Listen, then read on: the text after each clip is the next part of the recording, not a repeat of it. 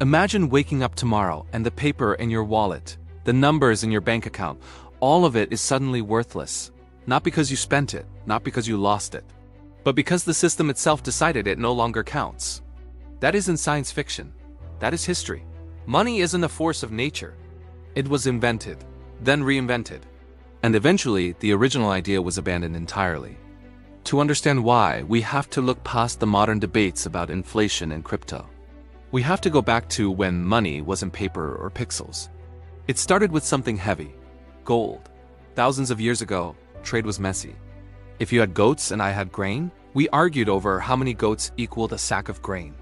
We needed a universal yardstick, something rare, shiny, and universally accepted.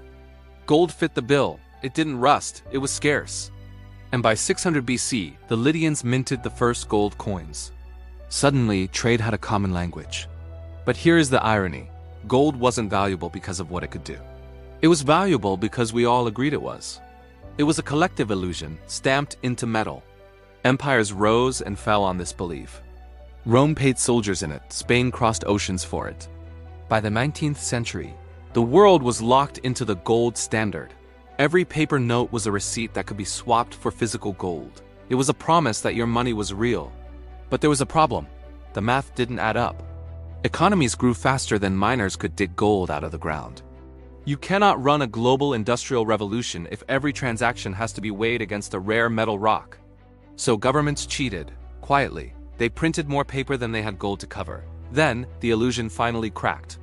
In 1971, President Richard Nixon announced that the United States would no longer convert dollars into gold. The gold standard was dead. From that moment, money became pure trust. We call it fiat currency. It means money is worth something simply because the government says so, and we all play along. This freed economies to grow and innovate without being chained to a finite pile of metal. But it also opened the door to inflation. When money is just paper or digital code, governments can print it endlessly. Think about the absurdity. For millennia, humans fought wars to secure gold. Then, in one generation, we shrugged and said, actually, we'll just use promises instead. And the kicker? It worked. The modern world runs on invisible agreements. It runs on the belief that tomorrow, your currency will still buy bread. But history shows that trust is fragile. When people stop believing in the promise, chaos follows. So here we are, living in a world where money is no longer gold or goats or anything you can touch. It is faith, digitized. The question isn't how money was invented. We know that story. The real question is, when the trust wavers, what will we invent next?